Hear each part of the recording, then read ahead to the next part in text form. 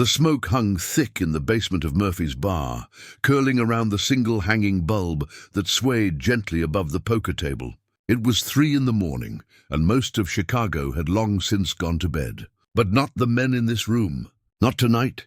Before we jump back in, tell us where you're tuning in from, and if this story touches you, make sure you're subscribed, because tomorrow I've saved something extra special for you. Victoria Sterling stood at the top of the stairs, her hand trembling on the railing as she heard the roar of laughter from below. She knew that laugh. It belonged to her brother, Marcus, the same laugh he'd had since they were kids, the one that used to make her feel safe. But tonight it made her stomach turn. She shouldn't be here.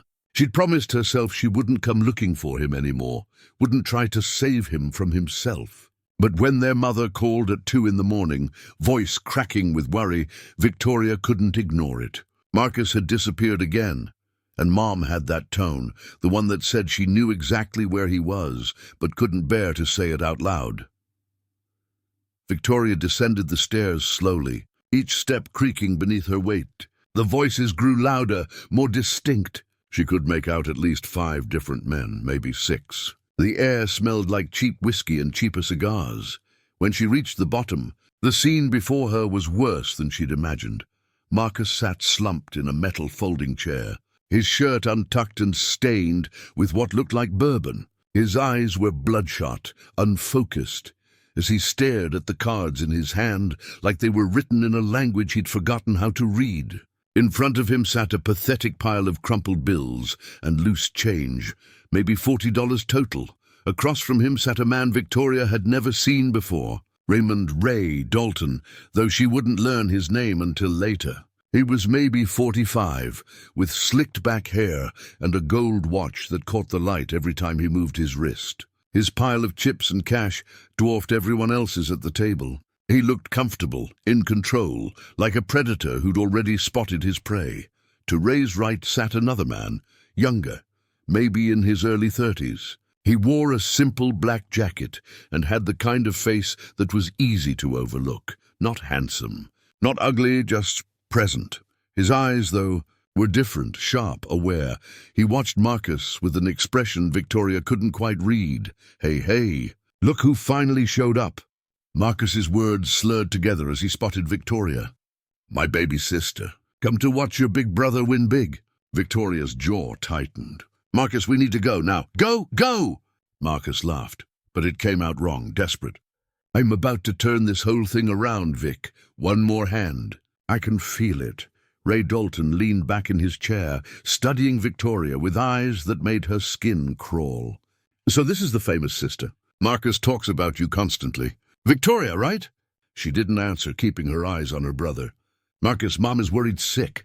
You promised her you'd stop this. Just one more hand, Marcus pleaded, his voice taking on that childish quality it always did when he was drunk and desperate.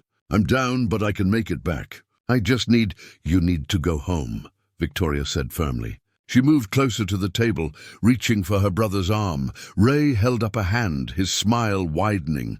Now hold on a minute. Your brother here still owes me a considerable sum. We're talking about $18,000. Victoria's heart dropped into her stomach. 18,000? Give or take, Ray said casually, as if they were discussing the weather. And I'm afraid I can't just let him walk away from that kind of debt. That wouldn't be good business.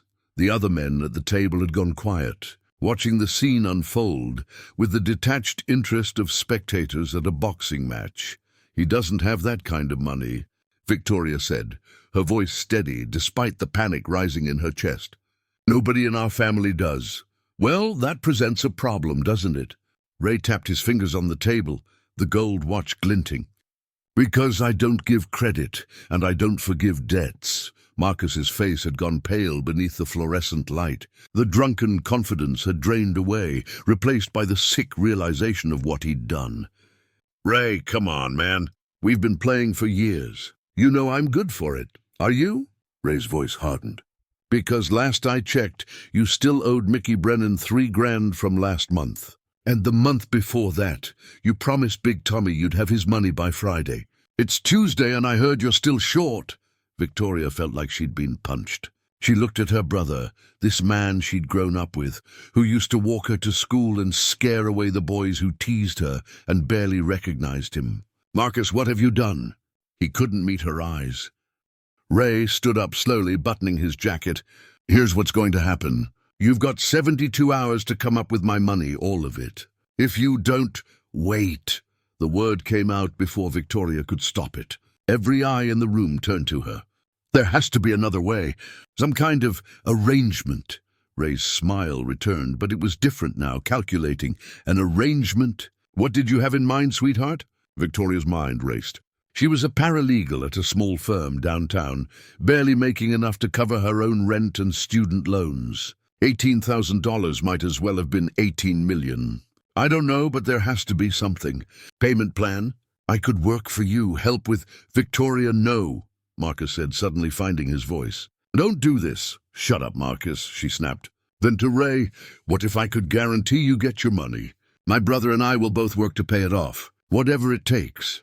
Ray walked around the table slowly, each footstep deliberate. He stopped a few feet from Victoria, looking her up and down in a way that made her want to shower. "You know what? I've got a better idea. Let's play for it." "Play for what?"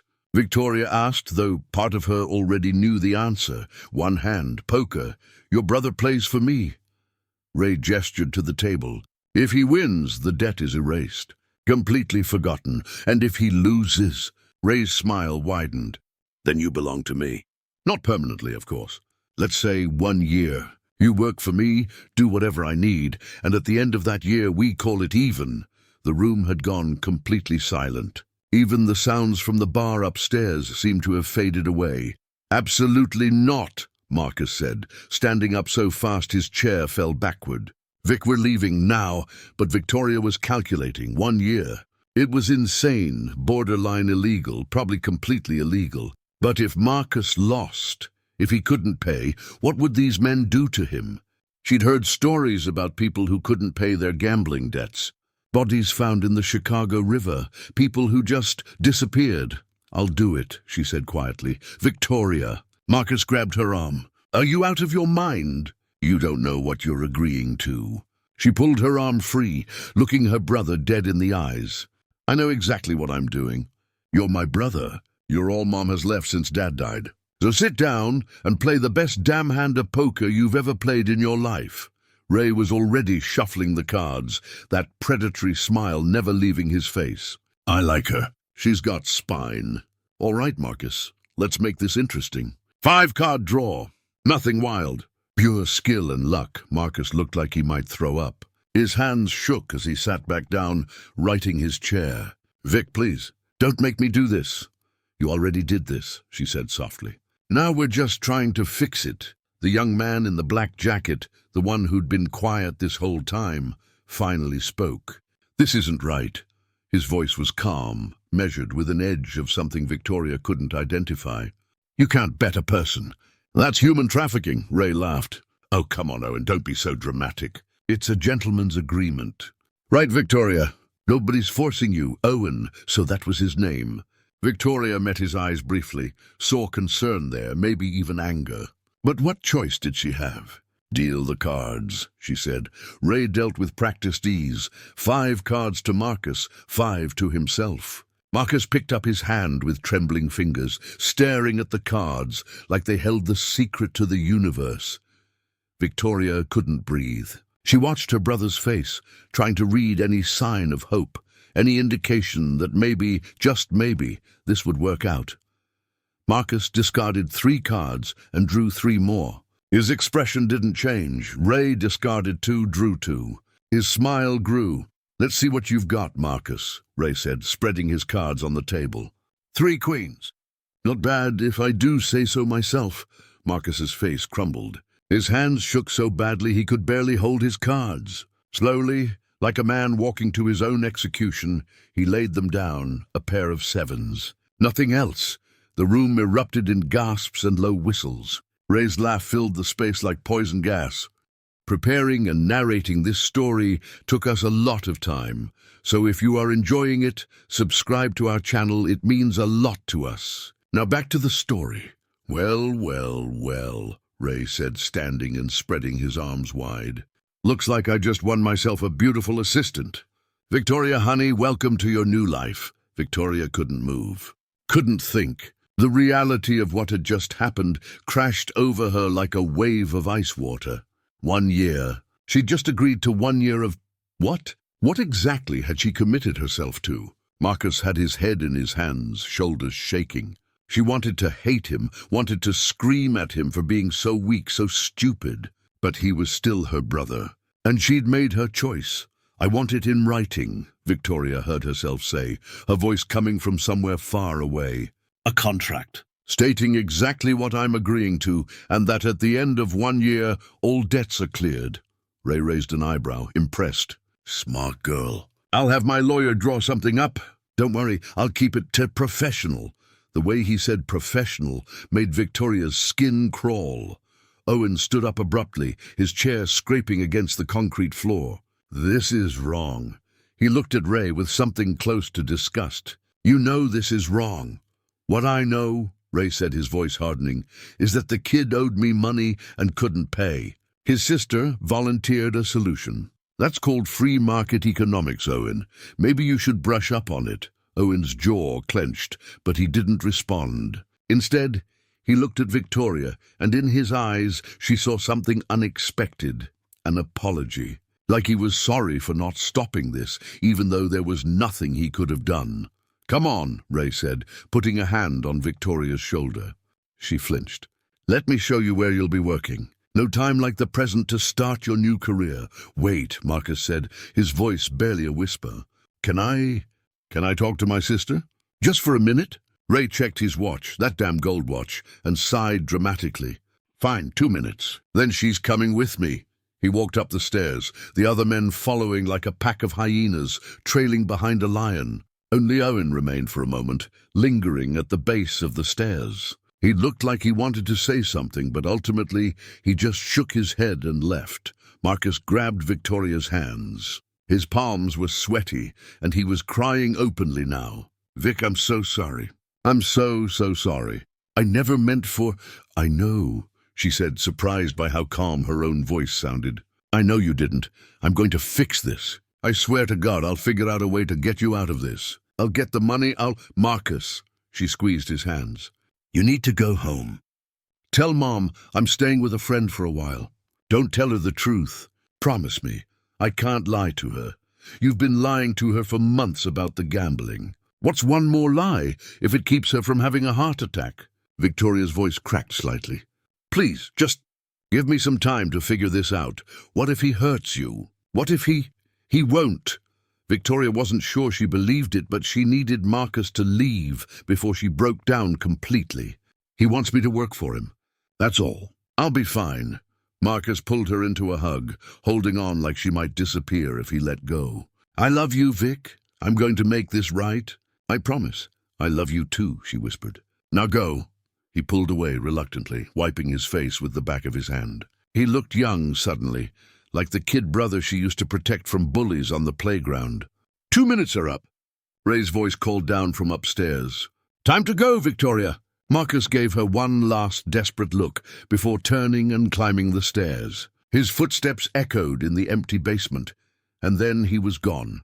Victoria stood alone in the harsh light of the basement, surrounded by empty chairs and playing cards scattered across the table. She felt numb, disconnected from her body, like she was watching all of this happen to someone else. This couldn't be real. Things like this didn't happen in real life, didn't happen to people like her. She was supposed to be studying for the LSAT, planning for law school, building a future, not standing in a basement at 3 a.m, having just been wagered like a poker chip. Victoria. Ray's voice was sharper now, impatient. She took a deep breath, squared her shoulders, and climbed the stairs. Whatever came next, she would face it. She'd survived her father's death, survived putting herself through college while working 3 jobs, and survived every obstacle life had thrown at her. She would survive this, too, but as she reached the top of the stairs and saw Ray Dalton waiting for her with that predatory smile, a small voice in the back of her mind whispered, "What if you don't?" The main floor of Murphy's bar was nearly empty. just a few drunks slumped at the bar, and a bartender wiping down glasses with the weary expression of someone who'd seen everything twice. Ray led Victoria toward the back, through a door marked private, and into an office that smelled like leather and expensive cologne. The office was surprisingly nice. Mahogany desk, leather chairs, a bookshelf filled with what looked like first editions. Ray sat behind the desk, gesturing for Victoria to sit in the chair across from him. "So," he said, pulling out a folder, "let's talk about your duties." Victoria's heart hammered in her chest. "What exactly will I be doing?" "Oh, a little of this, a little of that." Ray waved his hand vaguely. "I run several businesses in Chicago. Restaurants, a few clubs, some real estate ventures. I need someone smart, capable, someone who can handle delicate situations with discretion." "Delicate situations," Victoria repeated flatly. "Don't look so worried, sweetheart. I'm not asking you to do anything illegal." "Well, nothing too illegal anyway." He laughed at his own joke. "You'll be an assistant, basically. Meetings, paperwork, keeping things organized. Maybe some entertainment for business associates from time to time." Victoria's blood ran cold. "Entertainment?" "Nothing sexual," Ray said, holding up his hands. "I'm not that kind of guy. I just mean hosting dinners, making sure everyone's comfortable, being charming. You're pretty, educated, well-spoken. That's valuable in my line of work. And if I refuse?" Ray's smile disappeared. "Then we go back to the original debt. $18,000 plus interest. And trust me, Victoria, the interest I charge makes credit card companies look generous. Within a month, your brother would owe me $30,000. Within 2 months, 50. Eventually, someone would have to pay. And I always collect." The threat hung in the air between them, unspoken but crystal clear. "When do I start?" Victoria asked quietly. Ray's smile returned. "Tomorrow evening, 6 o'clock. I'll text you the address." He pulled out his phone. "What's your number?" Victoria rattled it off mechanically, feeling like she was standing outside her own body, watching a stranger make decisions that would alter her life forever. Perfect. Ray typed something into his phone. "Oh, and Victoria? Don't even think about running. I've got eyes all over this city. You disappear, your brother pays the price. Understood?" "Understood. A good girl." He stood, signaling the meeting was over. "Owen will give you a ride home. Can't have my new employee taking the train at this hour." Dangerous city at night. As if on cue, Owen appeared in the doorway. He looked uncomfortable, his hands shoved deep in his pockets. "Take her home," Ray ordered. "Make sure she gets there safe." Owen nodded, not meeting Victoria's eyes. "This way." Victoria followed him out through the bar, through the front door, and into the cool Chicago night. The city was quiet at this hour, the usual traffic and chaos subdued to a gentle hum. Owen led her to a black sedan parked at the curb. They drove in silence for several minutes, the city lights streaming past the windows. Victoria stared out at the familiar streets, feeling like she was seeing them for the first time. Or maybe the last time. She wasn't sure which. "I'm sorry," Owen finally said, his voice quiet. "About what happened back there." Victoria didn't respond. "For what it's worth, I think what Ray did was wrong, exploitative. But you didn't stop him," Victoria said, her voice flat. Owen's hands tightened on the steering wheel. "No, I didn't. Why not?" He was quiet for a long moment. "Because I'm a coward." The honesty surprised her. She'd expected excuses, justifications. But there was something in his voice, genuine regret, maybe even shame. "Who are you?" Victoria asked. "What do you do for Ray?" It's complicated." "Uncomplicated," Owen sighed. "I'm supposed to be Ray's business partner. We invest in properties together, run a few legitimate operations. But over the years, I've watched him get into shadier and shadier dealings. The gambling, the loans, He stopped himself. "I keep telling myself, I'm going to get out, start my own thing. But it's not that easy." "Why not?" "Because Ray doesn't let people just leave. Not when they know what he's involved in." Victoria looked at him more closely. In the dim light from the dashboard, she could see the tension in his jaw, the way his eyes kept darting to the rearview mirror, as if checking to see if they were being followed. "So we're both trapped." Victoria said. Owen didn't deny it. They pulled up in front of Victoria's apartment building, a modest three-story walk-up in a neighborhood that was trying very hard to be trendy, but hadn't quite made it yet. "This is you?" Owen asked.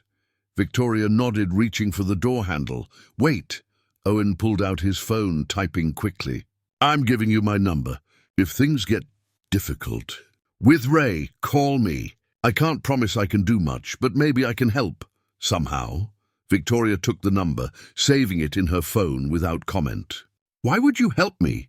"Because someone should have helped me when I first got involved with Ray, and no one did." He looked at her directly for the first time since they'd left the bar. "Just be careful. Ray's got a temper. If he starts drinking, stay away from him. And if he ever asks you to make a delivery or meet someone alone, say no. I don't care what he threatens. Just say no." "Why? What kind of deliveries?" But Owen just shook his head. "Please, just trust me on this." Victoria studied his face, trying to determine if this was genuine concern or some kind of manipulation. She couldn't tell. "Thank you," she finally said. "For the ride." She got out of the car and headed toward her building, feeling Owen's eyes on her back until she disappeared through the front door. Her apartment was dark and quiet. Her roommate Jessica had probably gone to bed hours ago. Victoria moved through the familiar space like a ghost, not bothering to turn on lights. She went straight to her bedroom, closed the door, and sat on the edge of her bed. Only then did she allow herself to break down. The tears came hard and fast, silent sobs that shook her whole body. She pressed her face into her pillow to muffle the sound, not wanting to wake Jessica, not wanting to have to explain. What would she even say? How could she explain what had just happened? She cried for her brother, for the addiction that had consumed him. She cried for her mother, who would be devastated if she knew the truth. She cried for herself, for the life she'd been planning, for the future that had just been ripped away, and somewhere beneath the fear and anger and despair, a small ember of something else began to burn. Determination, resolve. Ray Dalton thought he owned her now, thought he could control her like one of his business ventures. But Victoria Sterling had never been anyone's property, and she sure as hell wasn't about to start now. 1 year. She could survive 1 year. And during that time, she would figure out a way to take Ray Dalton down. She didn't know how yet. Didn't know what she could possibly do against a man with money, power, and connections throughout the city. But she would find a way. She had to, because the alternative, accepting this, becoming another one of Ray's victims, was unthinkable. Victoria wiped her tears, took a shaky breath, and looked at her phone. It was almost 4 in the morning.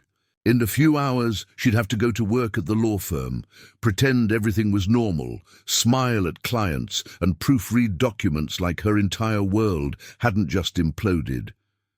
But first, she needed to sleep, or at least try to. She changed into pajamas, set her alarm, and climbed under the covers. But sleep didn't come. Instead, she lay in the darkness, staring at the ceiling, while her mind raced through scenarios and plans and desperate possibilities. Somewhere in the city, Marcus was probably doing the same thing, lying awake, drowning in guilt, trying to figure out how to fix the unfixable, and somewhere else, Ray Dalton was probably sleeping soundly, satisfied with his newest acquisition, already planning how he would use her. But Owen might still be awake too, sitting in his apartment, staring at his phone, wondering if he should have done more, wondering if there was still time to make things right. Victoria's phone buzzed suddenly, making her jump. A text from an unknown number. "Tomorrow, 6 p.m., 1847 West Division Street. Don't be late." Adi, she stared at the message, her stomach churning.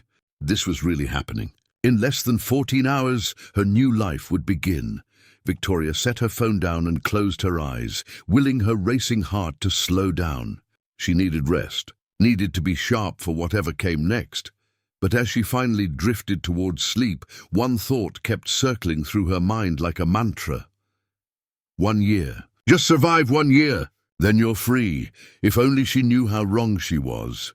Victoria woke to sunlight streaming through her blinds and the jarring sound of her alarm. For one blissful moment, she forgot everything that had happened. Then reality crashed back in, and her stomach dropped. She grabbed her phone. 3 missed calls from Marcus. 2 voicemails. She couldn't bring herself to listen to them yet. The apartment smelled like coffee. Jessica must already be up. Victoria dragged herself out of bed, every muscle in her body protesting, as if she'd run a marathon instead of spending the night lying awake in existential dread. In the bathroom mirror, she looked like death. Dark circles under her eyes, skin pale, hair a tangled mess. She splashed cold water on her face and tried to pull herself together. The law firm expected her in an hour, and she couldn't afford to lose her real job on top of everything else. "You look terrible," Jessica said when Victoria emerged from her room.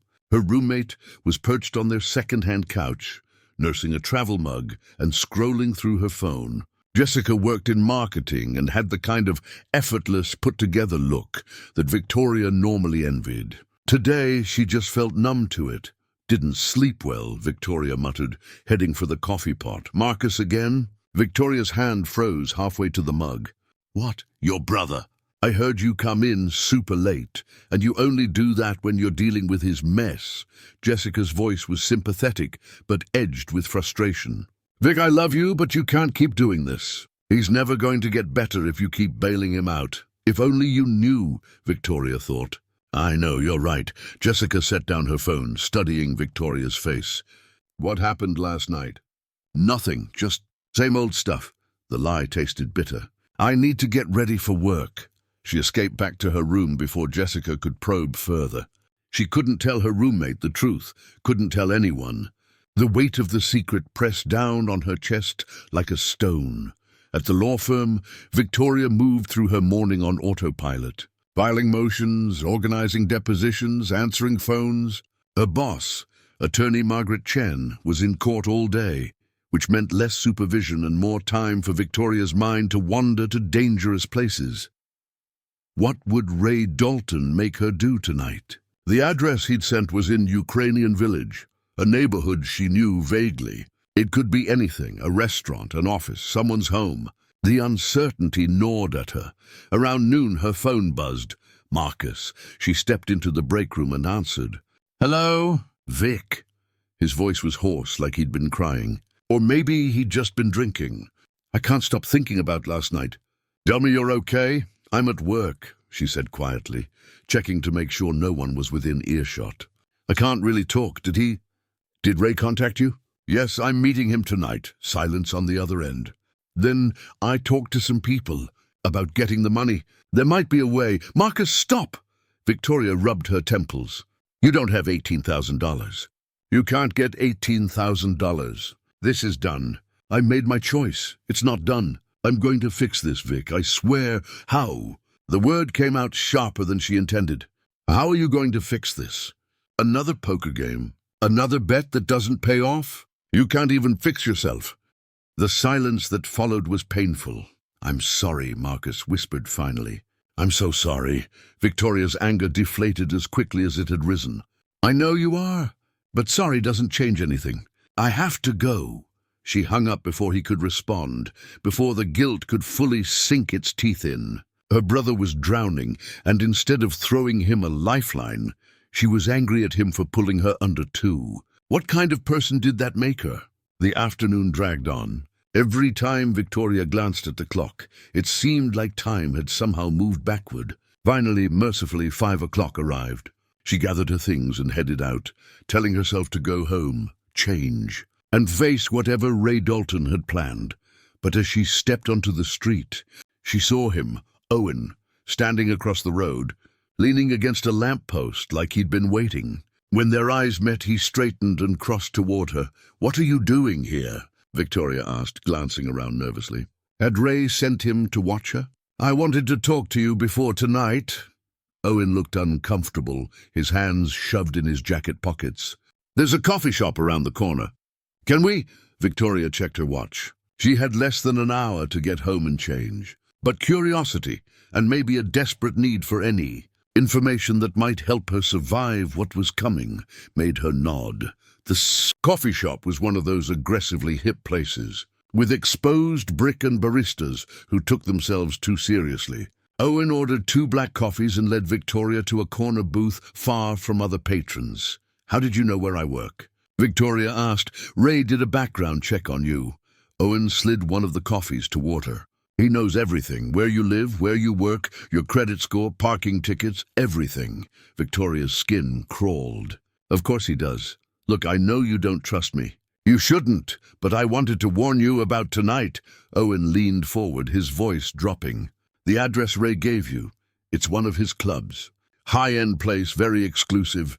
He's hosting a private party for some business associates from out of town. And what will I be doing at this party?" Owen's jaw tightened. "Hostessing mostly. Making sure drinks stay filled, food gets served, guests are happy. Ray will introduce you as his new assistant." "That doesn't sound so bad," Victoria said, though she didn't believe it. "It's not the party I'm worried about. It's after." Owen glanced around again, as if expecting Ray to materialize from the shadows. "These associates, they're not good people, Victoria. Ray does business with them because they move product he can't move through legitimate channels." "Product?" "I don't know all the details and I don't want to. But I know that when these guys come to town, people sometimes get hurt." Owen met her eyes. "I'm not trying to scare you. I just need you to be smart. Stay visible. Don't go anywhere alone with any of them. If Ray asks you to take someone upstairs or to a back room, refuse. He told me if I refuse anything, my brother pays the price. Then make up an excuse. Say you're sick, say there's an emergency, I don't care. Just don't isolate yourself with these men." The urgency in Owen's voice was unmistakable. "I'm serious, Victoria. I've seen what they do." Victoria wrapped her hands around the coffee cup, seeking warmth even though the day wasn't cold. "Why are you telling me this? What's in it for you?" Owen was quiet for a long moment. "Maybe I'm trying to do something decent for once. Maybe I'm tired of watching Ray destroy people and doing nothing about it." He paused. "Or maybe I see something in you that reminds me of my sister." "You have a sister?" "You had." Owen's expression darkened. "She got mixed up with the wrong people a few years back. Similar situation to yours, trying to help someone she loved, made a bad deal. Couldn't get out. By the time I found out what was happening, it was too late." "What happened to her?" "She's alive, if that's what you're asking. But she's not herself anymore. Lives in a facility upstate. Probably for the rest of her life." Owen's hands curled into fists on the table. "I couldn't save her. Maybe I can't save you either. But I can at least try to keep you safe until you figure a way out." Victoria studied his face, looking for deception, for manipulation. But all she saw was genuine pain and regret. "Thank you," she said quietly. "For the warning," Owen nodded. "One more thing. Ray's lawyer is drafting that contract he promised you. Don't sign it until you read every word. Better yet, have another lawyer look at it first. I can't afford a lawyer. Then let me cover it. I know someone discreet, someone who won't ask questions." Victoria wanted to refuse, wanted to maintain some shred of independence and pride. But she also wasn't stupid. "Okay, thank you." Owen pulled out his wallet and extracted a business card. "His name is Leonard Briggs. Tell him I sent you. He'll know what to do."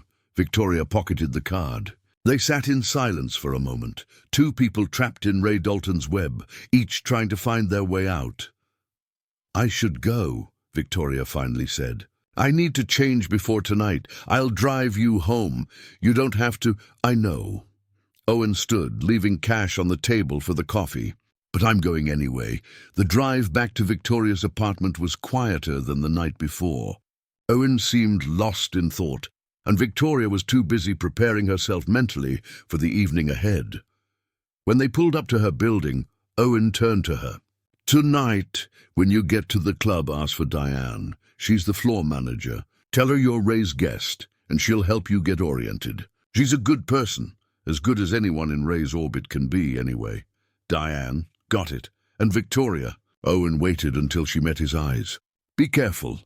She climbed out of the car and headed inside, feeling his gaze follow her until she disappeared into the building. Jessica wasn't home, probably working late or out with friends. Victoria was grateful for the solitude. She stood in front of her closet, trying to decide what one wore to be paraded around as a mobster's new acquisition. Professional, she decided. Not too revealing, but not frumpy either. She settled on black pants and a burgundy blouse, the nicest outfit she owned. Minimal jewelry, hair pulled back. Makeup enough to hide the exhaustion, but not so much that she looked like she was trying too hard. When she checked the mirror, she barely recognized herself. She looked older, harder, like someone who could survive in Ray Dalton's world. At 5:45, she called a rideshare. The driver made small talk about traffic and the weather, blissfully unaware that his passenger was heading toward what felt like an execution. West Division Street turned out to be a nondescript brick building with a simple black awning and a doorman who looked like he could snap a person in half without breaking a sweat. No sign, no indication of what lay inside. Just a street number and an air of deliberate exclusivity. Victoria approached on shaky legs. "I'm here to see Ray Dalton." The doorman looked her up and down with professional disinterest, then spoke into a radio. A moment later, the door clicked open. Second floor. "Take the elevator." The interior was all dark wood and dim lighting, with jazz music playing softly from hidden speakers. Victoria found the elevator, a cage-style thing that looked original to the building, and rode it to the second floor with her heart hammering. The doors opened onto a scene of controlled chaos. People in black uniforms rushed around with trays and linens, setting up what looked like an elaborate dinner party. Crystal glassware caught the light from ornate chandeliers. The space was beautiful in an old money kind of way, the type of place where important people made important decisions over expensive whiskey. "You must be Victoria." A woman in her 50s approached, wearing a sharp black suit and an expression of practiced composure. "I'm Diane Hayes, floor manager. Owen called ahead and let me know you'd be joining us tonight." So Owen had already intervened on her behalf. Victoria wasn't sure whether to be grateful or worried. "Yes, Ray asked me to be here at 6. He's running a few minutes late, which gives us time to go over your duties." Diane gestured for Victoria to follow. "Have you ever worked an event like this?" "I've waited tables," Victoria offered, thinking back to her college days. "Good, similar concept, but with more discretion required. Our guests tonight value their privacy. You'll see faces you might recognize. Politicians, businessmen, local celebrities. You don't see them. You don't remember them. You don't talk about them to anyone. Clear?" "Crystal." Diane led her through the space, pointing out the bar, the kitchen, the various seating areas. "You'll be circulating with drinks and hors d'oeuvres. Keep the guests happy, but don't engage in extended conversation unless they initiate. Always address them as sir or ma'am, unless they tell you otherwise. And if anyone gets handsy..." "Gets handsy?" Victoria's stomach dropped. "It's rare, but it happens. If someone touches you inappropriately, you find me immediately. Ray doesn't tolerate that kind of behavior in his club. Bad for business?" Diane's expression softened slightly. "Look, I don't know what arrangement you have with Ray, but while you're on my floor, you're under my protection. Nobody touches my staff, got it?" It was the first thing anyone had said that made Victoria feel even remotely safe. "Thank you. Don't thank me yet. It's going to be a long night." Diane checked her watch. "Guests start arriving in 15 minutes. Let me introduce you to the rest of the team." The next hour was a blur of names and faces. Bartenders, servers, kitchen staff, all professionals who moved with practiced efficiency. They accepted Victoria's presence without question, which made her wonder how many other people Ray had brought in under similar circumstances. By 7 o'clock, guests began to arrive. Diane had been right. Victoria recognized several faces. A city councilman, a local news anchor, a businessman whose face was on billboards throughout Chicago. They all moved through the space with the easy confidence of people who belonged here, who knew their presence would never be questioned. Ray arrived at 7:30, accompanied by 3 men in expensive suits. Victoria felt his eyes land on her immediately, that predatory smile spreading across his face. "Victoria." He called her over like summoning a dog. "Come meet some friends of mine. She approached with a tray of champagne flutes, playing the part of dutiful hostess. Up close, Ray's companions looked even more dangerous than she'd imagined. One had a scar running from his temple to his jaw. Another wore rings on every finger, the kind that could double as brass knuckles. The third had dead eyes that looked through her rather than at her. "Gentlemen, this is Victoria Sterling, my newest assistant." Ray's hand landed on her lower back, too low, too familiar. Victoria forced herself not to flinch. "Victoria, say hello to Mr. Kozlov, Mr. Chang, and Mr. DeVille. Pleasure to meet you," Victoria said, her voice steady despite the revulsion churning in her gut. Mr. Kozlov, the one with the scar, looked her over with clinical interest. "Very pretty. Good choice, Raymond. I thought so." Ray's hand was still on her back. "Victoria, bring us a bottle of your best scotch and 4 glasses. We'll be in the private room." Victoria nodded and escaped to the bar, where she relayed the request to one of the bartenders. A private room. Exactly what Owen had warned her about. "You okay?" The bartender, a woman named Sophia, studied her with concern. "You look pale." "I'm fine. Just nervous." First night, Sophia poured 4 generous glasses of scotch onto a tray. "Word of advice? Whatever Ray asks you to do in that private room, do it fast and get out. Don't linger. Don't engage. Just serve and leave." It seemed everyone who worked here understood the unspoken rules of survival. Victoria carried the tray toward the back of the club, where a hallway led to several closed doors. Ray and his associates had disappeared into the last one on the right. She could hear their voices through the heavy wood, Ray's laugh, the others speaking in low tones. She knocked lightly. "Come in." Victoria pushed the door open with her shoulder, balancing the tray carefully. The private room was smaller than she expected, with a round table, leather chairs, and walls lined with dark paneling. The 4 men sat around the table, cards already dealt in front of them. Of course. "A poker game. Just set it down here, sweetheart." Ray patted the table beside him.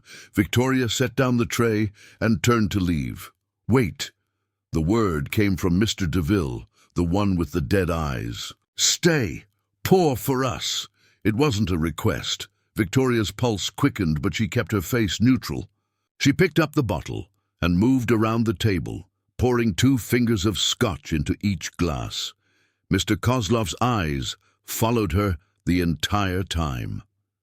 Mr. Chang ignored her completely, studying his cards. Ray watched her with that same proprietary smile, like she was a new car he was showing off to friends. "Thank you, Victoria," Ray said when she'd finished. "You can go." She practically ran out of the room, closing the door behind her. In the hallway, she leaned against the wall, trying to calm her racing heart. Her hands were shaking. "Told you to get in and out fast." Sophia appeared at the end of the hall, carrying more bottles. "They ask for you again. Find Diane first. Let her know." "Why? What would they—" Victoria stopped herself. She didn't want to know. The rest of the evening passed in a haze. Victoria circulated with drinks and food, smiled at guests, cleared plates. She felt like she was watching herself from outside her body, going through the motions, while her mind tried desperately to process what her life had become. Around 10 o'clock, Ray emerged from the private room with his associates. All 4 men were laughing, clearly several drinks in. Ray's eyes scanned the room until they landed on Victoria. He crooked his finger, beckoning her over. Victoria approached with dread pooling in her stomach. "Victoria, Mr. Kozlov was just commenting on what excellent service we have here." Ray's words were slightly slurred. "Why don't you show him where the restrooms are? He's had quite a lot to drink." Every warning bell in Victoria's head started ringing at once. Owen's voice. "Don't isolate yourself with these men." "Of course." Victoria gestured toward the main room. "They're just through there, sir. Past the bar on the—" No. Ray's hand clamped down on her wrist. "Escort him. Make sure he doesn't get lost." Mr. Kozlov grinned, showing too many teeth. "Duh, I'm very drunk. May need assistance." Victoria looked at Ray, then at Kozlov, then back at Ray. She could refuse, could make an excuse. But Ray's fingers were digging into her wrist, and his smile had taken on a dangerous edge. "Actually, Ray, I need Victoria for a moment." Diane appeared as if summoned by Victoria's desperation. kitchen emergency. Health inspector showed up unannounced. Ray's expression darkened. Now, at this hour? You know how they are. Trying to catch us off guard. Diane's voice was perfectly casual, but her eyes were locked on Ray's hand around Victoria's wrist. I need all hands on deck to make sure everything's in order. For a long moment, Ray didn't move. The tension stretched taut between them. Then slowly he released Victoria's wrist. Fine, but make it quick. He turned to Kozlov. Come on, old friend. I'll show you myself. As they walked away, Diane leaned close to Victoria. You're done for tonight. Get your things and go home. I'll tell Ray you felt sick, but go now before he comes back. Victoria didn't need to be told twice.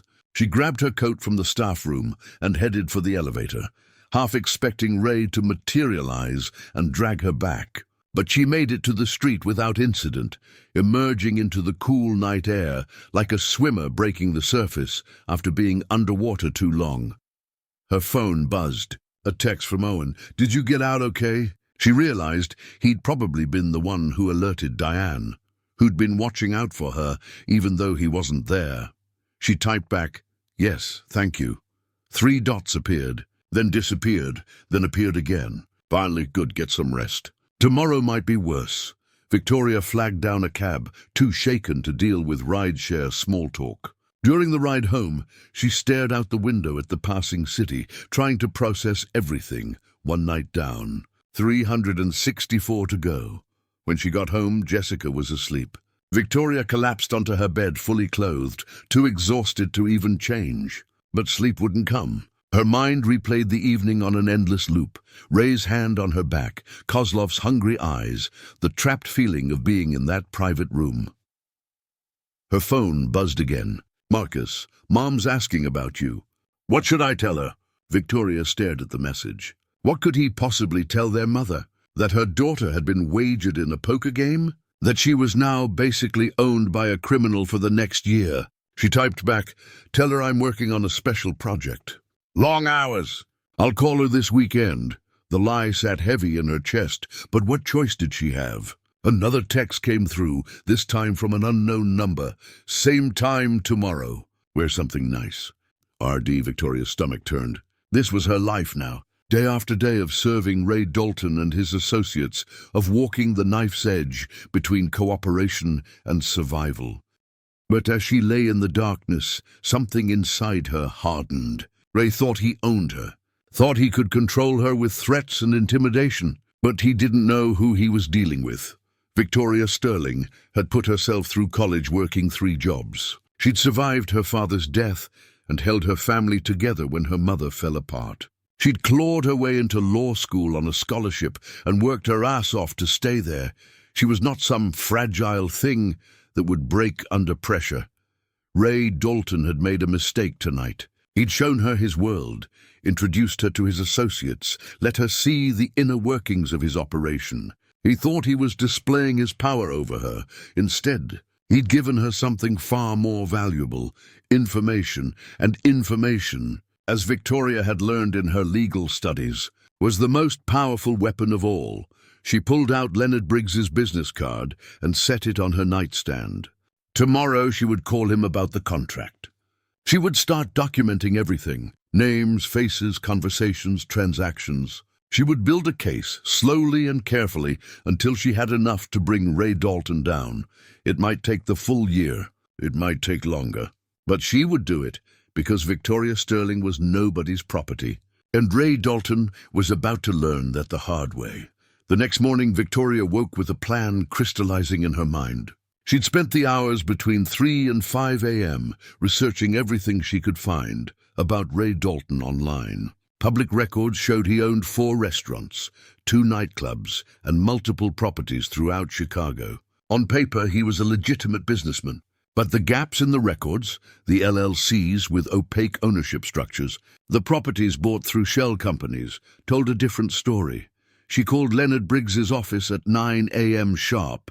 Briggs and Associates, a crisp female voice answered.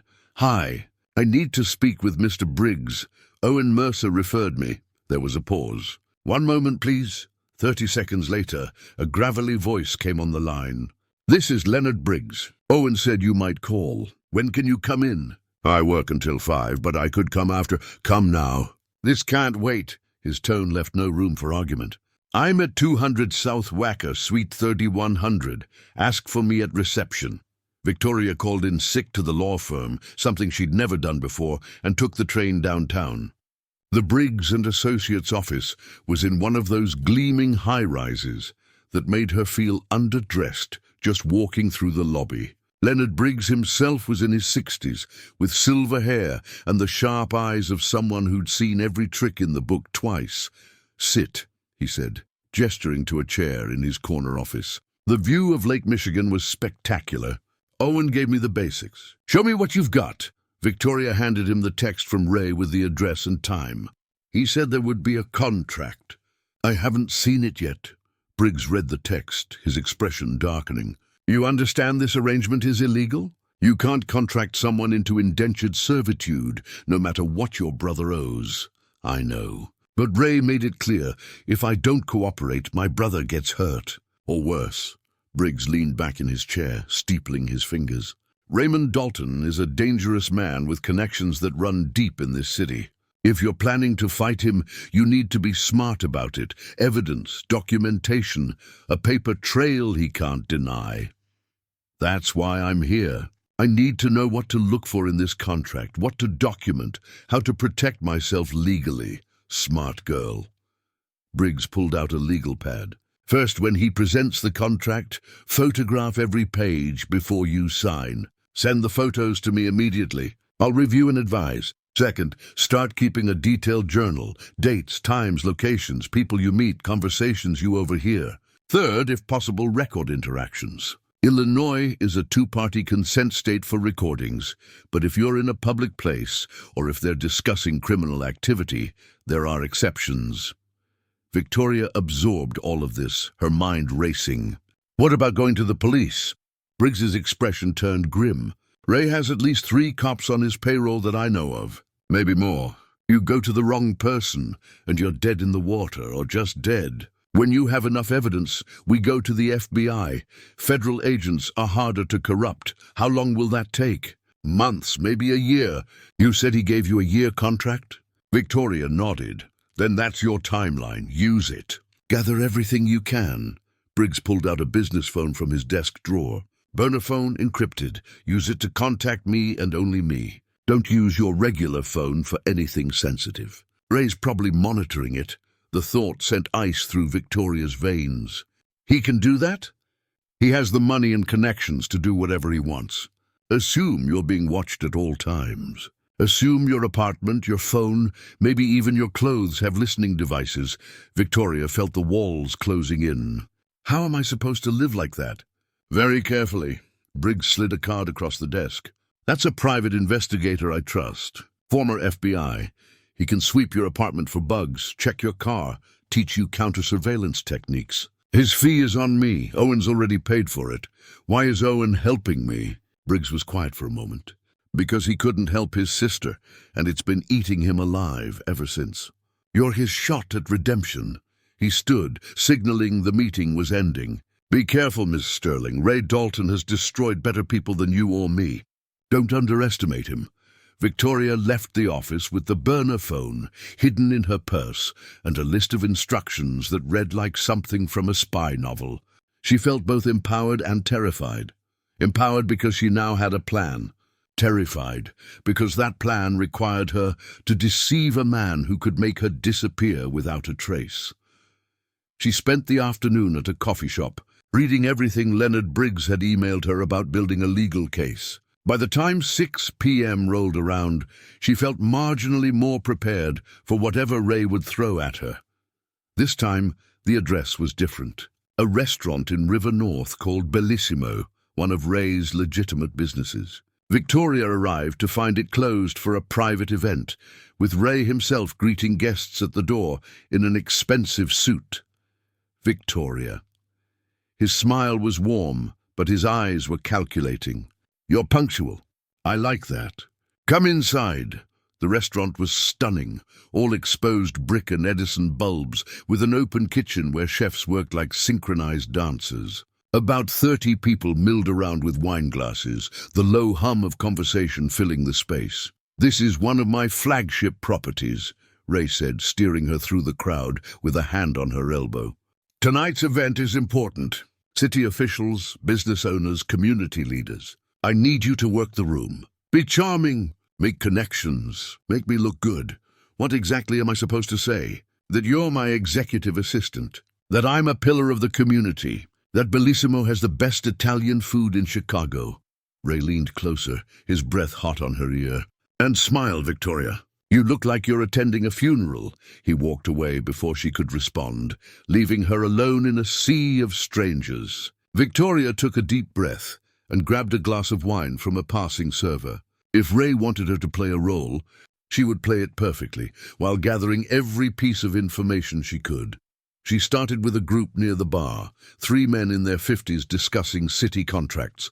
When she introduced herself as Ray's assistant, they immediately became more animated, clearly trying to impress. "Raymond's been very helpful with the South Loop development," one of them said. "Very generous with his investments." Victoria filed that away. South Loop development. She made a mental note to look it up later. The evening progressed with similar conversations. A woman who ran a non-profit that Ray apparently donated to. A restaurant supplier who mentioned Ray had specific requirements for late-night deliveries. A real estate developer who praised Ray's creative solutions for zoning problems. To anyone else, it might have sounded like normal business talk. But Victoria heard the subtext, the carefully coded language that suggested Ray's legitimate businesses were just the surface of something much deeper. Around 8 p.m., Ray found her again. "You're doing well. People like you." "That's good," he paused. "There's someone I want you to meet. Follow me." He led her to a private dining room in the back, where a man sat alone at a table set for 2. He was maybe 60, with white hair and the bearing of someone used to being obeyed. Ray's entire demeanor changed in his presence, more deferential, more careful. "Commissioner Brennan, this is Victoria Sterling, my new assistant." The man looked up, and Victoria's blood ran cold. She recognized him. Police Commissioner Robert Brennan. His face had been all over the news lately, part of some reform initiative. "Pleasure," Brennan said, his voice carrying the trace of an Irish accent. "Ray speaks highly of you." "The pleasure is mine, Commissioner." Victoria shook his hand, her mind reeling. "Ray had the police commissioner here? At his restaurant? How deep did this corruption go?" "Victoria, would you mind giving the commissioner and me some privacy?" Ray's tone made it clear it wasn't really a question. "We have business to discuss."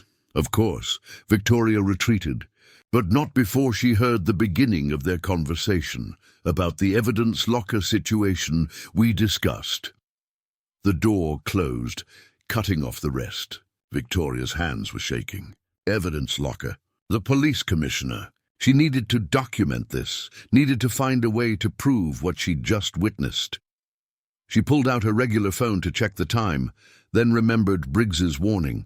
She couldn't risk using it for anything sensitive. Instead, she headed to the restroom, locked herself in a stall, and pulled out the burner phone. She typed out everything she'd just seen and heard, sent it to Briggs, then deleted the message from the sent folder. When she emerged, Owen was standing in the hallway. "You shouldn't be here," she hissed, glancing around. "I work here too, remember? Ray asked me to check on the wine inventory." Owen's eyes searched her face. "You okay? You look shaken. I just met the police commissioner. In a private room with Ray. They were discussing evidence lockers." Owen's expression went grim. "Shit. Did anyone see you listening?" "I don't think so. I'd left as soon as they started talking."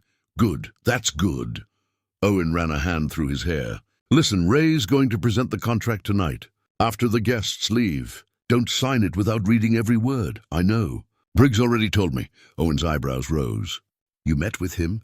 "Fast work. I don't have time to waste." "No," Owen agreed. "You don't. Just be careful how much you trust Leonard. He's a good lawyer, but he's also an opportunist. If he sees a way to benefit from this situation, he'll take it. You're the one who referred me to him. Because he's the best, and you need the best. I'm just saying keep your eyes open. Owen glanced down the hall. I should go before someone sees us talking. Remember, read the whole contract. He disappeared back into the restaurant, leaving Victoria alone with her racing thoughts. Who could she trust? Owen, who had his own agenda and guilt to assuage. Briggs, who might be using her case for his own benefit. Diane, who worked for Ray but had protected her. The answer, she realized, was no one. She could only trust herself. The evening finally wound down around 11. The guests departed in groups, laughing and tipsy, thanking Ray for his hospitality. When the last one left, Ray locked the front door and turned to Victoria. Come, let's talk business. He led her to his office on the second floor, a space that looked more like a gentleman's study than a restaurant office. Leather chairs, a mahogany desk, floor-to-ceiling bookshelves. He pulled out a folder and slid it across the desk. Your contract. Everything we discussed in writing. Victoria opened the folder with steady hands, though her heart was pounding. The contract was 12 pages long, dense with legal language. She began to read, forcing herself to go slowly, despite Ray's impatient tapping on the desk. The terms were worse than she'd imagined. Not only did she owe him 1 year of personal assistance services, but the contract included clauses about non-disclosure, non-compete, and automatic renewal if she violated any terms. There were vague phrases like additional duties as assigned and availability at all hours. I need to have a lawyer look at this, Victoria said. Ray's expression hardened. That wasn't part of our deal. You said I could read it. I want someone who understands legal language to explain what I'm agreeing to. What you're agreeing to is 1 year in exchange for your brother's debt. That's it. Everything else is just formality. Then you won't mind if I have it reviewed. They stared at each other across the desk, neither willing to back down. Finally, Ray leaned back with a cold smile. Fine, you have 48 hours. But if you're not back here with a signed contract by Wednesday night, the original debt stands, with interest. Your brother will owe me $25,000 by Friday. That's not fair. Life's not fair. Sweetheart, Wednesday, 6 p.m. Be here with signatures. Or your brother starts running. Ray stood, dismissing her. Owen will drive you home. Victoria wanted to argue, to push back, but she could see she'd already gotten as much as she was going to get. She took the contract and left, finding Owen waiting by the back exit. They didn't speak during the drive. Victoria used her phone to photograph every page of the contract, then sent the photos to Briggs via the burner phone while Owen kept his eyes on the road. It's bad, isn't it? Owen finally said as they neared her apartment. It's slavery with legal terminology. Can you fight it? Victoria thought about Commissioner Brennan, about the coded conversations she'd overheard, about Ray's network of corruption spreading through the city like roots through soil. I don't know, but I have to try. Owen pulled up to her building. For what it's worth, I think you're brave. Stupid maybe, but brave, thanks. I think. She climbed out and headed inside, exhausted to her bones. Jessica was asleep again, or pretending to be. Victoria was grateful either way. She couldn't face questions right now. In her room, she pulled out the burner phone. There was already a response from Briggs. Got the photos. This is worse than I thought. Come by tomorrow at 9 a.m. Don't sign anything yet. Victoria set an alarm and finally allowed herself to collapse into bed. But sleep remained elusive. Her mind kept churning through possibilities and plans, trying to find a path through the maze Ray had trapped her in. Around 2 a.m. her regular phone buzzed. A text from Marcus. Can we meet? Need to talk to you. Against her better judgment. Victoria responded, tomorrow, noon, Lincoln Park. South Pond. She needed to see her brother. Needed to know if he was even trying to get better, or if he'd already given up. But more than that, she needed to warn him. If Ray was escalating, if the debt was growing, Marcus needed to understand the danger they were both in. The next morning, Victoria returned to Briggs's office with the contract. He'd already reviewed the photos and had 3 pages of notes ready. This is unconscionable, he said without preamble. No court would uphold it. The problem is getting it in front of a court without Ray retaliating. So what do I do? Sign it, but first we add some amendments. Briggs pulled out a red pen. Small changes to the language that give you more protection. Nothing Ray will notice until it's too late, but enough that when we take him down, you have legal cover. He walked her through the changes, subtle shifts in wording that clarified her rights, limited his power, created escape clauses buried in the legal jargon. By the time they were done, Victoria's head was spinning. Type up a clean version with these changes, Briggs said. Present it to Ray like it's the original. If he's had his lawyer draw this up, chances are he hasn't read every word himself. He'll skim it, maybe have his lawyer glance at it, and if the major terms look the same, he'll assume it's fine. And if he catches on, then we're no worse off than we are now. Briggs fixed her with a serious look. You're playing a dangerous game, Miss Sterling. Are you sure you want to do this? Victoria thought about the past 3 days, about being paraded around like Ray's property, about corrupt police commissioners and coded conversations, about her brother's gambling addiction and her mother's worry, about the life she was supposed to be building, law school, a career, a future. Ray Dalton had taken all of that from her. He'd bet on her compliance, her fear, her desperation. He'd made a bad bet, I'm sure, Victoria said. Tell me what to do next. Briggs smiled, not his usual calculating smile, but something warmer. Respect, maybe. First, we get you equipped. The private investigator I mentioned. His name is Frank Chen. He's expecting you this afternoon. He'll sweep your apartment, teach you some basics. After that, you start documenting everything. Every conversation, every person you meet, every location Ray takes you to. For how long? Until we have enough to bury him. Could be months. Could be the full year. Briggs handed her a thumb drive. Copy that contract with my amendments onto your computer. Make it look like you typed it fresh. Print it on good paper. Ray can't know we've altered it. Victoria took the thumb drive, feeling the weight of what she was about to do. This wasn't just protecting herself anymore. This was actively working to bring down a criminal organization. If Ray found out... One more thing, Briggs said as she stood to leave. Owen Mercer, don't tell him about the amended contract. Don't tell him anything you don't have to. Why? He's been helping me. Owen's a good man in a bad situation. But when push comes to shove, he'll save himself. They always do. Briggs walked her to the door. Trust no one completely, Miss Sterling. That's how you survive. Victoria left the office with those words echoing in her mind. Trust no one. It was a lonely way to live, but maybe it was the only way to survive in Ray Dalton's world. She had 4 hours before meeting Marcus. She used the time to meet with Frank Chen, a compact man in his 40s who swept her apartment with equipment that looked like it belonged in a science fiction movie. He found 2 bugs, one in the living room lamp, one in the smoke detector. Don't remove them, Frank advised.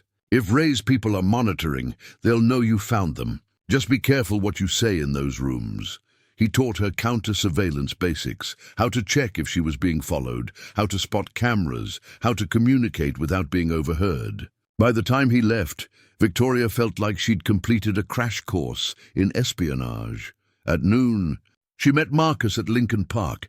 He looked terrible, thinner than he'd been just days ago, with dark circles under his eyes. They sat on a bench overlooking the pond, not speaking for a long moment. I'm going to rehab, Marcus said finally. Mom's helping me find a program. I'm done with gambling, Vic, I swear. Victoria wanted to believe him. I wanted so badly it hurt. I've heard that before. I know. But this time is different. I almost got you killed. I can't, his voice broke. I can't live with what I did to you. Then don't. Victoria turned to face him.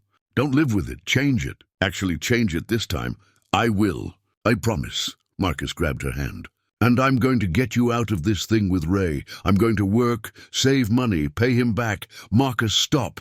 The debt is $50,000 now. You can't pay that. Her brother's face went pale. 50. But it was 18 interest penalties. That's how Ray works. The debt grows faster than you can pay it. Victoria squeezed his hand. The only way out is through. I signed on for a year. I'm going to fulfill it. And then we're done with Ray Dalton forever. But Vic, no, this is my choice. You focus on getting better. Go to rehab. Actually do the work. Because if you gamble again, if you get us back into this situation again, I won't save you next time." The harshness in her voice seemed to shock him. Good. He needed to be shocked. Needed to understand that her well of forgiveness wasn't bottomless. They sat in silence, watching joggers pass and dogs chase balls across the grass. Normal people living normal lives, unaware of the darkness lurking just beneath the surface of their city. "I'm sorry," Marcus whispered. "For everything." "I know," Victoria said. "Now prove it." She left him there on the bench and headed home to prepare the modified contract. Tonight, she would present it to Ray and pray he didn't look too closely. Tomorrow, she would start gathering evidence in earnest, and somewhere down the line, with enough documentation and enough courage, she would watch Ray Dalton fall. She just had to survive long enough to see it happen. Victoria arrived at Bellissimo Wednesday evening, with the modified contract in a leather folder, her heart pounding against her ribs. She'd rehearsed this moment 100 times, how to present it casually, how to deflect if Ray questioned anything, how to keep her face neutral even as terror coursed through her veins. Ray was waiting in his office, pouring himself a scotch. "Right on time." "I'm impressed." He gestured to the folder. "That my contract?" "All signed and ready." Victoria set it on his desk, willing her hands not to shake. Ray flipped through the pages, his eyes scanning quickly. Too quickly. He wasn't actually reading it, just confirming the major sections were there. After a moment, he nodded and signed his own name with a flourish. "Welcome to the team, Victoria." He raised his glass in a mock toast. "I think we're going to do great things together." Victoria forced a smile. "I'm sure we will. Good, because starting tonight, you're moving into more delicate responsibilities." Ray pulled a small envelope from his desk drawer. "I need you to deliver this to an address in Bridgeport, tonight, before midnight." Every alarm bell Frank Chen had taught her to recognize started ringing. A delivery to an unfamiliar location, at night. This was exactly the kind of task Owen had warned her about. "What's in the envelope?" Victoria asked. Ray's smile disappeared. "That's not your concern. Your concern is getting it to the address I give you. That's all. I have a right to know what I'm transporting. If it's illegal, you signed a contract, sweetheart. Remember." Ray tapped the folder. "You work for me now. That means you do what I say when I say it. No questions." Victoria's mind raced. She could refuse, but that would violate the contract immediately and put Marcus at risk. She could call Briggs, but there wasn't time. She could involve Owen, but Briggs had warned her not to trust him completely. She was on her own. "Fine," Victoria said. "Give me the address." Ray wrote it on a slip of paper. "The person you're meeting goes by Marco. Hand him the envelope. Don't open it. Don't look inside. Just deliver it and leave." "Understood." "Understood."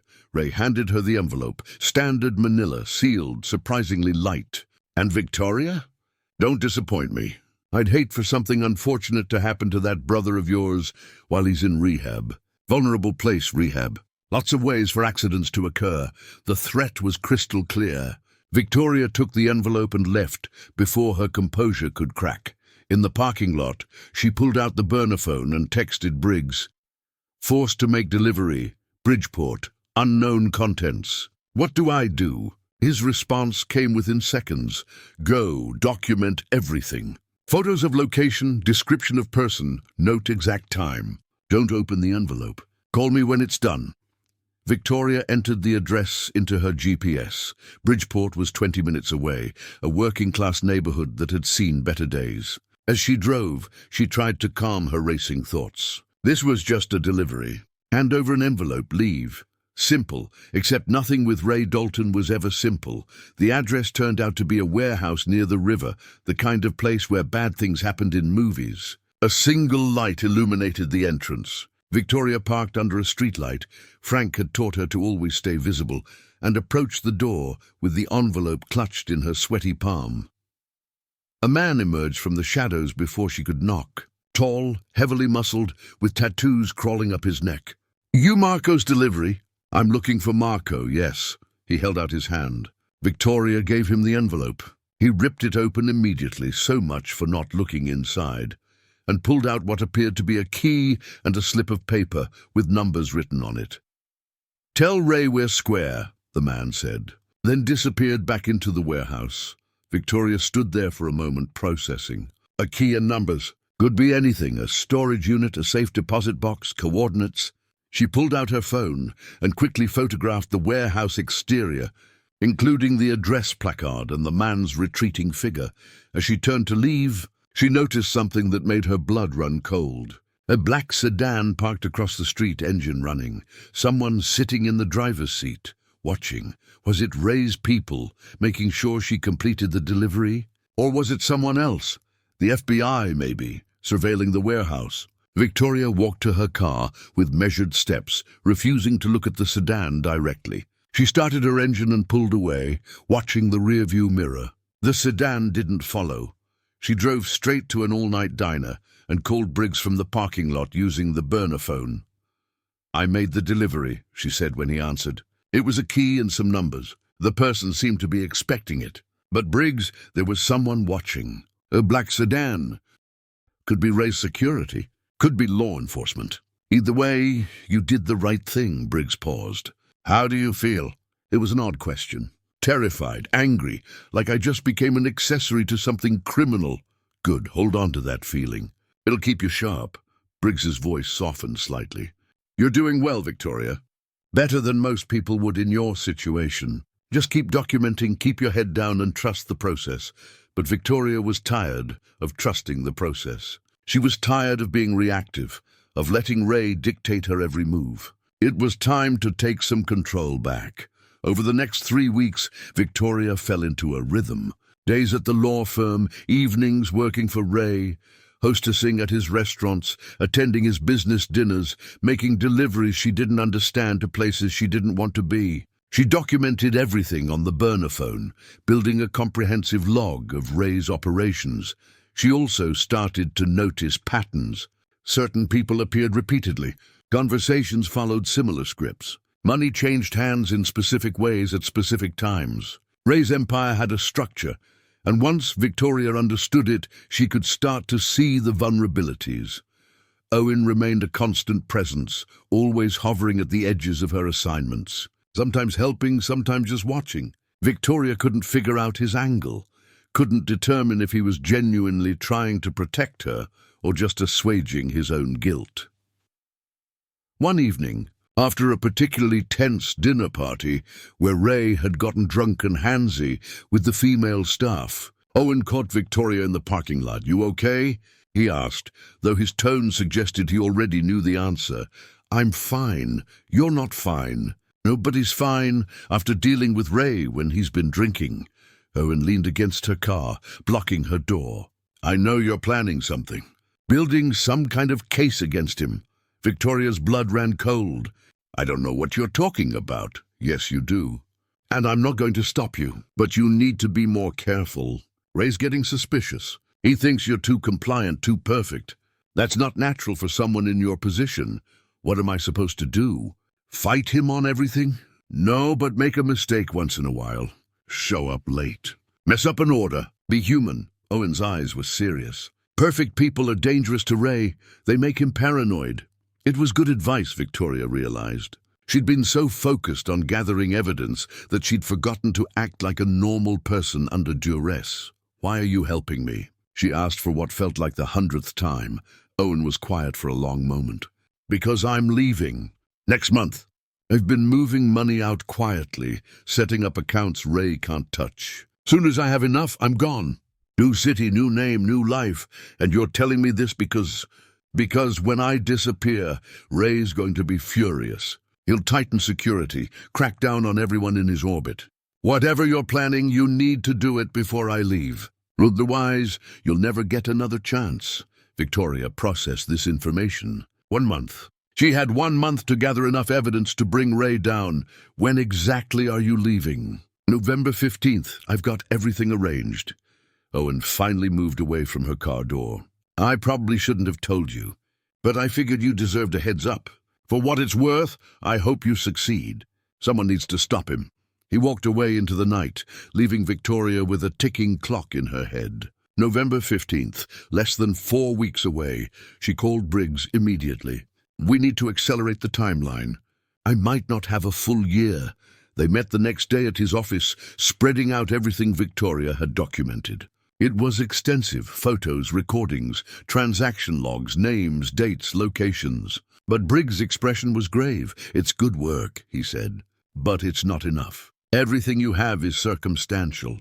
Deliveries could be legitimate business. The dinner conversations are vague enough that a good lawyer, and Ray has excellent lawyers, could explain them away. So what do we need? Direct evidence of a crime, money laundering records, drug transactions, proof that Commissioner Brennan is on his payroll, something concrete that can't be explained away." Victoria thought about the key she'd delivered, the coded conversations, the private meetings. What about Ray's office at Bellissimo? There must be records there. Getting into his office without permission would be breaking and entering. Anything you found would be inadmissible. What if I had permission? I'm his assistant. I could say I needed to look for something. Briggs leaned back in his chair, considering. It's risky. If he catches you going through his files, I know. But I don't see another option. Victoria met his eyes. You said I need concrete evidence. Well, that's where it's going to be. They spent the next hour planning. Frank Chen taught Victoria how to photograph documents quickly without being detected, how to access locked drawers, how to cover her tracks. Briggs drafted a list of specific documents that would be most valuable: financial records, communication logs, contracts with shell companies. Victoria waited for the right moment. It came 2 weeks later, when Ray hosted a dinner party at one of his other properties across town. He'd asked Victoria to be hostess, but at the last minute, another employee got food poisoning, and Ray sent Victoria to cover at Bellissimo instead. "Just keep an eye on things," he said. "Make sure the kitchen stays on track. I'll be back around midnight." It was the opportunity she'd been waiting for. Bellissimo was open for regular dinner service, which meant enough activity that Victoria wouldn't look suspicious moving around the building. But Ray wouldn't be there to watch her. She waited until 9 p.m., when the dinner rush was winding down, then told the manager she needed to grab something from Ray's office. He barely looked up, just waved her through. Ray's office was locked, but Victoria had watched him enter the code on the keypad enough times to have memorized it. Her hands shook as she punched in the numbers. Half expecting an alarm to sound, the door clicked open. Inside, everything was exactly as she remembered. The mahogany desk, the leather chairs, the bookshelves. But now she wasn't here as a frightened girl being forced to sign a contract. She was here as someone fighting back. Victoria pulled out the modified phone Frank had given her, one that could photograph documents rapidly and upload them to an encrypted cloud server. She started with the filing cabinets, working systematically through folders labeled with innocuous names that hid darker contents. She found it in the third drawer, a ledger detailing payments to various city officials. Commissioner Brennan's name appeared multiple times, with 5-figure payments marked as consulting fees. There were others too: a judge, 2 aldermen, a state senator. All carefully documented in Ray's meticulous handwriting. Victoria photographed every page, her heart racing. This was it. This was what Briggs needed. She was replacing the ledger when she heard footsteps in the hallway outside. Victoria froze, her mind racing through possibilities. It could be a staff member, could be a customer who'd gotten lost, could be... The door opened. Ray stood in the doorway, his expression unreadable. "Victoria, what are you doing in my office?" "Think fast. I was looking for the reservation book for next week. The hostess downstairs said you keep backups up here." "The reservation book." Ray's voice was flat. He took a step into the office, closing the door behind him. "You're lying." "I'm not." "Don't." He held up a hand. "I've been doing this too long, Victoria. I know when someone's lying to me. I know when someone's betraying me." His eyes drifted to the filing cabinet, still partially open. "What did you find?" Victoria's blood turned to ice. She was trapped. The door was behind Ray. The windows didn't open. There was nowhere to go. "Nothing," she said. "I didn't find anything." Ray moved toward the filing cabinet, checking the drawer she'd been in. His face darkened as he realized what was missing. "The ledger. Where is it?" I don't know what you're talking about. Stop lying. Ray's voice exploded, making Victoria flinch. He grabbed her arm, his fingers digging in painfully. Where are the photos? What did you do with them? Victoria tried to pull away, but his grip was too strong. Let go of me. Not until you tell me what you've done. Ray's face was inches from hers now, his breath reeking of scotch. Who are you working with? The FBI, a rival? Who put you up to this? Nobody. The door burst open. Owen stood there, taking in the scene. Ray's hand on Victoria's arm, her frightened face, the open filing cabinet. His expression hardened. Let her go, Ray. Stay out of this, Owen. This doesn't concern you. Actually, it does. Owen stepped into the office. Because she's not your property.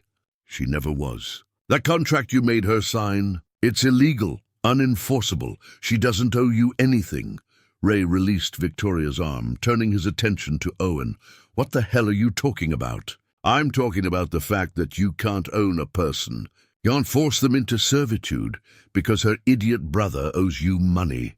Owen's voice was calm, but Victoria could see the tension in his shoulders. I should have said this months ago. I should have stopped this when it started. But I'm saying it now. She's done. You let her walk out of here, or I go to the police with everything I know about your operation. Ray laughed, but it was a cold, ugly sound. You're bluffing. You're in too deep, Owen. You go to the cops. You go down too. Maybe. But at least I'll be able to sleep at night. Owen looked at Victoria. Go now! Victoria didn't need to be told twice. She grabbed her purse and moved toward the door. But Ray blocked her path. She's not going anywhere. Not until... Actually, a new voice said from the hallway, she's going with us. Victoria's heart leaped. Standing behind Owen were two men in suits holding FBI credentials. Raymond Dalton, the taller agent said. You're under arrest for racketeering, money laundering, bribery of public officials, and about a dozen other charges. You have the right to remain silent. The words faded into background noise as Victoria's legs gave out. Owen caught her, helping her to a chair in the hallway. She watched in a daze as the agents handcuffed Ray, who'd gone from furious to calculating in seconds. I want my lawyer, he said coldly. Don't say anything, he added to Victoria. Not one word. But Victoria was done taking orders from Ray Dalton. The ledger, she said to the tall agent. Third drawer of the filing cabinet. It documents payments to city officials. Commissioner Brennan, Judge Willis, Senator Chang. It's all there. Ray's face contorted with rage. You stupid bitch! That's enough, the agent said, pulling Ray toward the stairs. We'll take your statement at the field office, Ms. Sterling. As they led Ray away, Victoria looked at Owen. You called them. You're the one who brought the FBI. Owen nodded. I was going to do it anyway when I left town. But when I saw the photo you took of the ledger, you'd uploaded it to a cloud server, right? I was monitoring the account. I realized we couldn't wait. So I called my FBI contact, told them you were in danger, and they moved up their timeline. You were monitoring my photos. Frank Chen works for me, Victoria. He has for years. Everything you documented went to me first, then to the FBI. Owen's expression was apologetic. I'm sorry for deceiving you, but I needed to be sure you were getting real evidence, not just circumstantial stuff. And I needed to make sure the FBI had enough to move on. Victoria should have been angry, should have felt betrayed, but mostly she just felt exhausted. How long? How long have you been planning to take Ray down? 3 years. Since my sister. Owen helped her stand. Come on. We need to get you out of here before the media shows up. This is going to be huge. Police commissioner, city officials, the whole thing. You'll be safe, but it's going to get messy. The next few hours were a blur. Victoria gave her statement to the FBI, watched as more agents raided Ray's various properties, saw the news vans arrive with their cameras and reporters. Owen stayed by her side the whole time, making sure she had water, making sure no one pressured her, making sure she was okay. By dawn, it was over. Ray was in custody, along with Commissioner Brennan and 4 other city officials. The scandal was already national news, and Victoria was free. She called Marcus from the FBI field office. He answered on the first ring, his voice thick with sleep. "Vic, what's wrong?" "Nothing's wrong," she said, and realized it was true. For the first time in weeks, nothing was wrong. "Everything's actually okay. I'll explain later, but we're safe, both of us. Ray can't hurt us anymore." Marcus made a sound that might have been a sob or a laugh. "I'm 30 days sober today." 30 days, I know. I'm proud of you." Victoria closed her eyes, feeling the weight of the past weeks finally lift. "We're going to be okay, Marcus, both of us. We're going to be okay." 3 months later, Victoria stood in Leonard Briggs's office, accepting a check that made her eyes water. The modified contract she'd signed, with its hidden clauses protecting her rights, had formed the basis of a civil lawsuit against Ray's estate, combined with the reward money from the FBI for her cooperation in bringing down a criminal organization. Victoria suddenly had enough money to pay off her student loans and fund law school without working 3 jobs. "You did good work," Briggs said, shaking her hand. "If you ever want a job after you pass the bar, look me up." Owen was waiting in the lobby when she came down. He'd stayed in Chicago after all, cooperating with federal prosecutors and building a new life away from Ray's shadow. "So," he said, "what's next for Victoria Sterling?" She thought about the question. About her brother, 6 months sober and working at a treatment center to help others struggling with addiction. About her mother, who finally knew the whole truth and had forgiven both her children. About the future she'd almost lost. "Law school," Victoria said. "And maybe after that, I'll prosecute people like Ray, make sure they can't do to others what they did to me." Owen smiled. "That sounds perfect. Want to grab coffee and celebrate?" Victoria considered it. Owen had deceived her, had used her as an unwitting informant while pretending to help. But he'd also ultimately saved her life and brought down a criminal empire. The moral calculus was complicated, but then again, so was everything in life. "Sure," she said. "Coffee sounds good." They walked out into the Chicago sunshine, 2 people who'd survived Ray Dalton's world and come out the other side scarred but standing. The city stretched out before them, full of possibility, full of danger, full of life. And for the first time in months, Victoria felt like she could breathe. The drunk gambler had bet his sister in a poker game, thinking he was solving his problems. Instead, he'd set in motion a chain of events that would bring down one of Chicago's most powerful criminals and give his sister the strength she never knew she had, sometimes the worst. Bets lead to the best outcomes. Sometimes you have to lose everything to find out what you're really made of. And sometimes the person who seems the most trapped is actually the one who'll set everyone free. Victoria Sterling had learned all of those lessons the hard way, but she'd learned them well, and she would never forget them. Up next, you've got 2 more standout stories right on your screen. If this one hits the mark, you won't want to pass these up. Just click and check them out. And don't forget to subscribe and turn on the notification bell so you don't miss any upload from us.